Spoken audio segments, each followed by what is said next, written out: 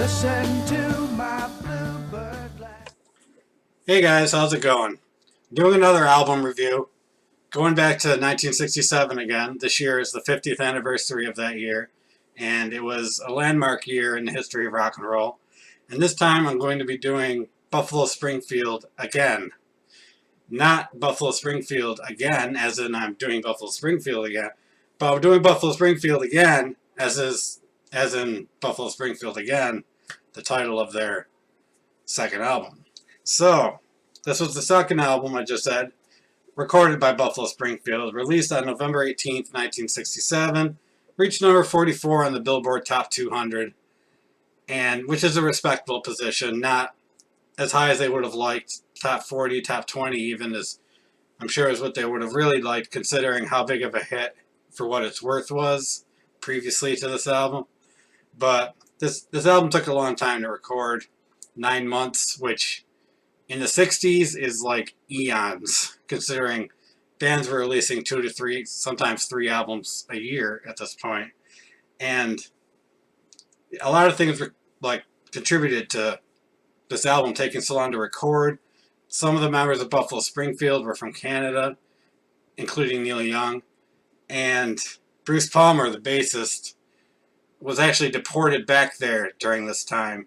And he ended up having to sneak back in to finish recording, sneaking back in illegally to finish recording with Buffalo Springfield. So that took up some time, and they got a replacement bassist during the other times he wasn't there. Neil Young quit and rejoined the band a bunch of times during their short career, and he did it a couple times during the recording of this album, most notably when they were supposed to play the Monterey Pop Festival. So Neil Young quit right before that. He wasn't able to play. Well, he didn't want to play at the Monterey Pop Festival, and they ended up getting David Crosby, who was then of the Byrds, and by Stephen Still's request. So he replaced Neil Young when they played Monterey Pop in the summer of 1967. So this album took from about January 1967 till about September, October 1967. And like I said, all the stuff going on contributed to the album taking a long time to record.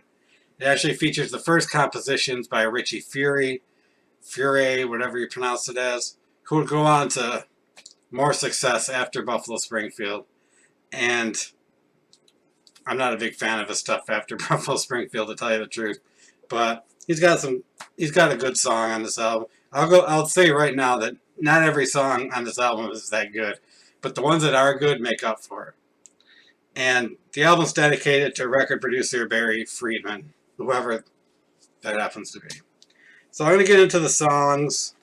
I'll tell you who wrote the song, because it's one of those things where it's important who wrote the song. So I'm going to tell you. Track number one, Mr. Soul, written by Neil Young. It was written about Neil's problems with fame and stardom, which came up quite a bit. It had a lot to do with why he kept leaving the band. And it was written after he had an epileptic seizure, and he thought he was going to die. That's what some of the lyrics have to do with. He was advised to never try hallucinogenic drugs or LSD. That's why he was never really into that stuff.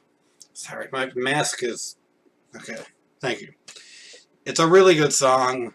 It's in drop D tuning, which he would go on to use a lot with stuff like Cinnamon Girl, Call Girl in the Sand, stuff like that. And just a really good song. The riff resembles Rolling Stones' Satisfaction quite a bit, but really good song. And yeah, it comes from a dark place. It comes from his feelings on fame, which have always been complicated with Neil. And he's always had his problems with fame and being in the spotlight. And this epileptic seizure had a lot to do with the writing of the song. But a great song came out of it. Really good opening track. Number two, A Child's Claim to Fame, written by Richie Furay. It's a country style track.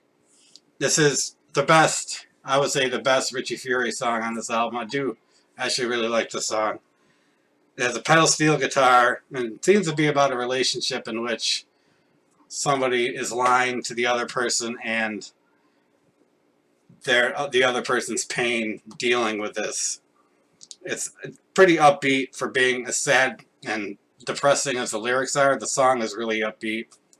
Really good song. I like the song. Number 3, Every Days, Stephen Stills. It's kind of a jazz flavored song. Issued as a B-side to Neil Young's Expecting to Fly. It's some rambling lyrics. I'm not sure exactly what it's about.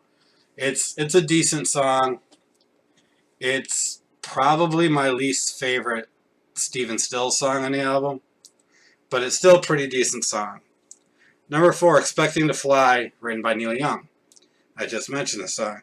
Recorded during one of Young's sabbaticals away from the band, and it was originally going to be, it was being recorded as a solo Neil Young song. There were no other members of Buffalo Springfield on this album. Jack Nitschke produced it and did the arrangements, and like I said, no other members were on the song besides Neil Young. Reached number 98 on the Billboard. Billboard Top 200. It really deserved better than that. It's really a beautiful song, and the lyrics are really great, and his vocals are just haunting to me in this song. I love this song. I'm a huge Neil Young fan, and he was really starting to find who he was at this time musically, and just a great song. Neil Young is well represented on this album by some great stuff. Number 5, Bluebird by Stephen Stills. You get Expecting to Fly and then Bluebird right after it. But another amazing song. Maybe my favorite Buffalo Springfield song of all time. It features Neil Young on electric guitar and Stephen Stills on acoustic guitar. And one thing I got to get out there right now is Stephen Stills has always been an underrated guitar player, especially on acoustic guitar. And that middle part, when he's jamming on that acoustic, it's amazing. He's so good. And any of you out there who are into guitar players, check out some of his guitar playing. It's really damn good. It's about Judy Collins, who was his girlfriend at the time, and she's also the subject of the song Sweet Judy Blue Eyes, which you may know from Crosby, Stills and Nash. It would pop up a few years later. Apparently he was still with her at that time, and I can't say enough how great this song really is. And there's a 9-minute version out there, which you can listen to it on YouTube. It's really great. Lots of extra guitar work. But the album version is still the best to me, because the long version doesn't have the banjo at the end, the banjo outro, and that's one of the best parts of the song. It just like calms down and goes into the banjo. Great. Great song. Just one of those 60s songs you never hear about. You always, especially with Buffalo Springfield, for what it's worth, you always hear that song, but man, this song is better. Trust me. Number 6, Hung Upside Down, another Stephen Stills song. Kind of a depressing one. It's lyrics about life going downhill. That's what I'm guessing, and has to do with a relationship. I really like Neil's guitar work at the beginning of the song. I love his guitar work pretty much any time. And it's kind of an underrated song. It's not Bluebird, but it's really good. So, alright, number 7, Sad Memory, Richie Furay. Slow, sad song, depressing lyrics, and pining over long lost love is really what the song is. I'm not a huge fan of the song. This is the first song on the album where I'm really like, not very good. It's all, I don't know. I don't know what to think of this song. This song and the next song kind of bring the album down for me.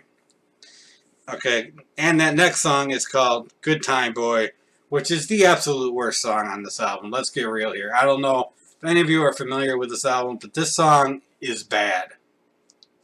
It's Richie Furay, like I said.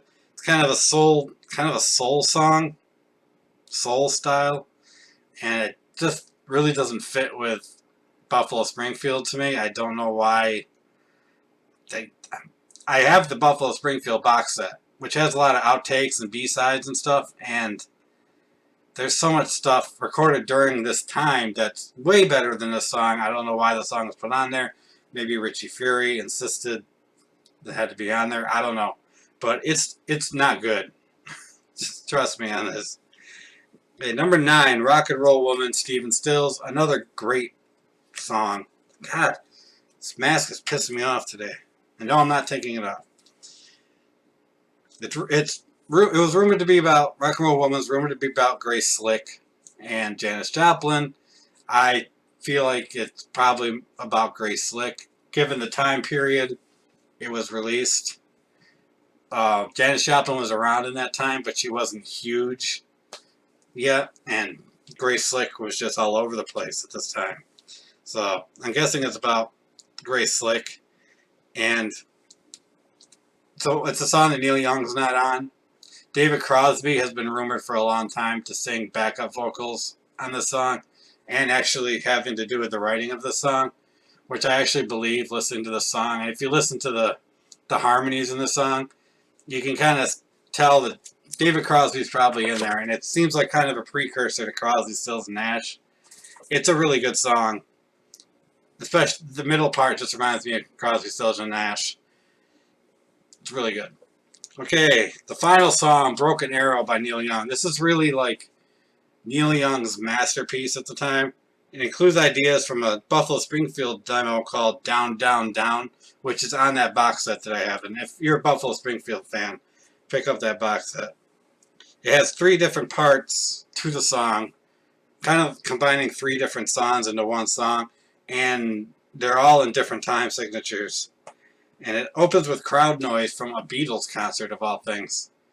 But, okay, it opens with the crowd noise from the Beatles concert with Buffalo Springfield playing Mr. Soul live in the studio. I don't know who's singing it, but it doesn't sound like Neil singing it, and I don't know. Maybe they got David Crosby. They didn't get David Crosby for everything. So, maybe it's him. It could be Stephen Stills, I guess. It includes numerous sound effects, including a jazz combo that was hired for the song.